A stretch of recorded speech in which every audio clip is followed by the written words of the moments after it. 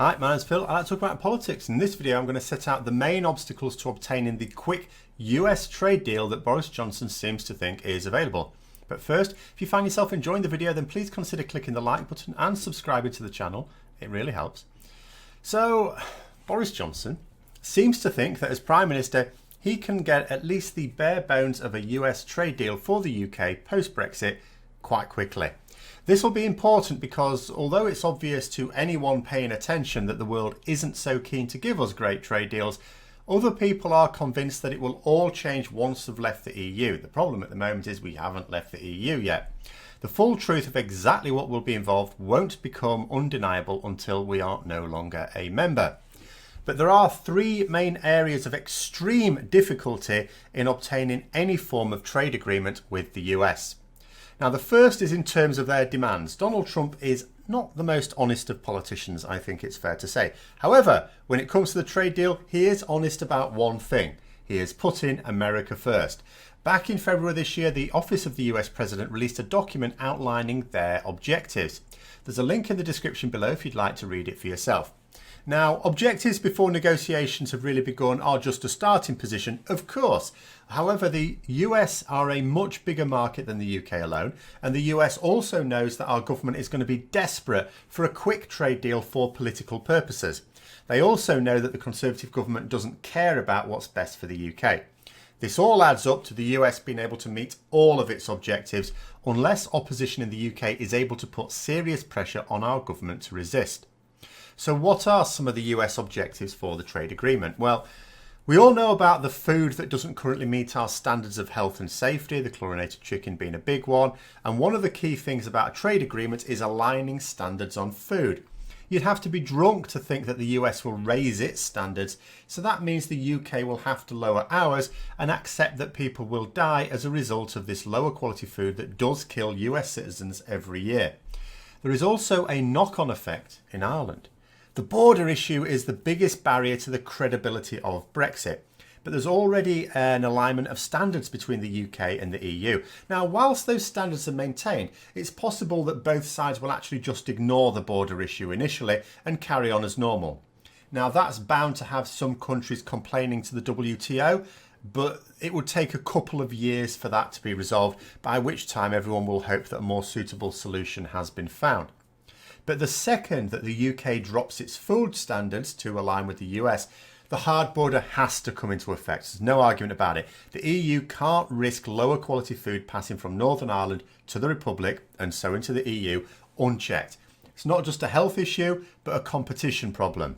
In addition, even away from Ireland, the UK would have a much tougher time selling its agricultural products in the EU due to those lowering of standards.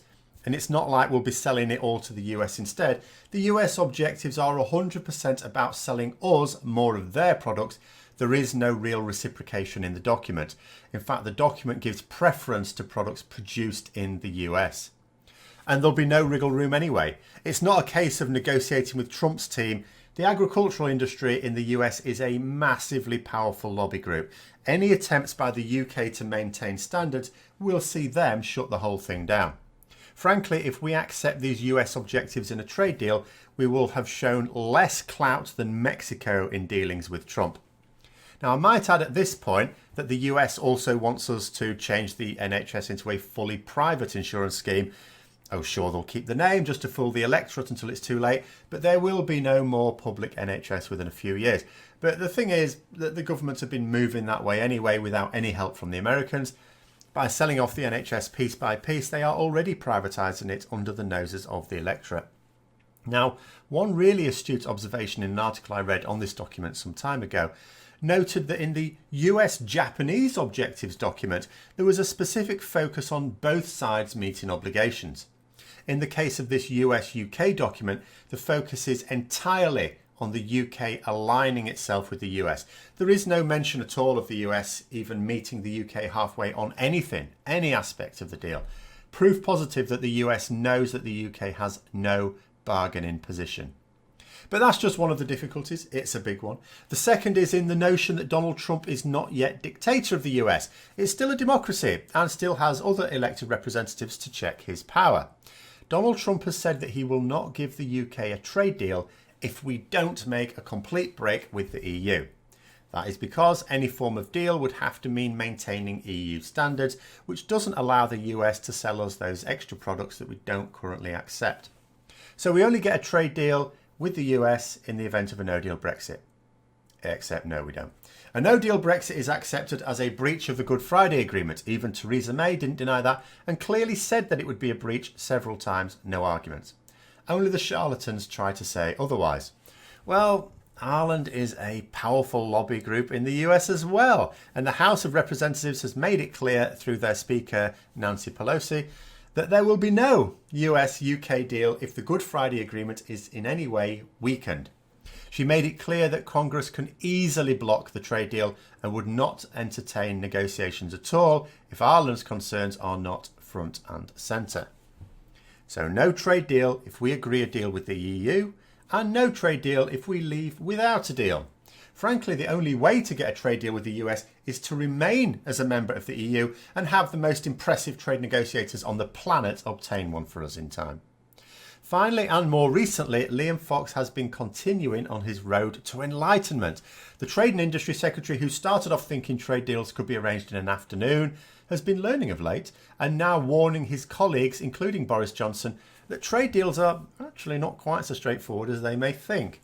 And it's not just that in reality these things take years. It's not unusual to take a decade or more to agree and then implement. Because remember, deals don't just happen as soon as they're agreed. This is what people keep forgetting. There is inevitably a period of time needed to allow businesses and government departments the time to change to a new way of working in line with the changing standards in the agreement. You can't just tell all the businesses in the country to change their procedures overnight.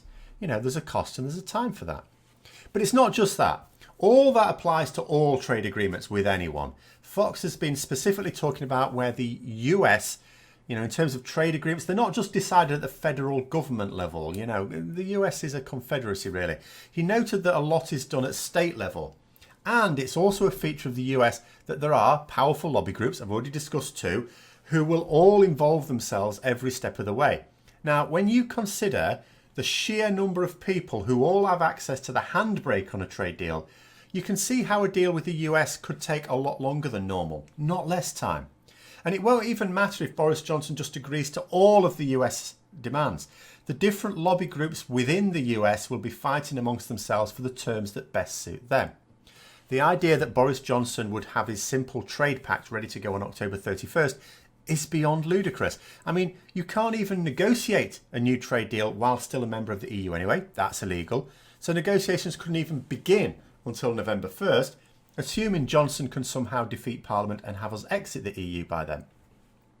So I hope you found the video interesting. If you'd like to support the channel further, then please consider checking out the Patreon link. And until next time, I'll see you later.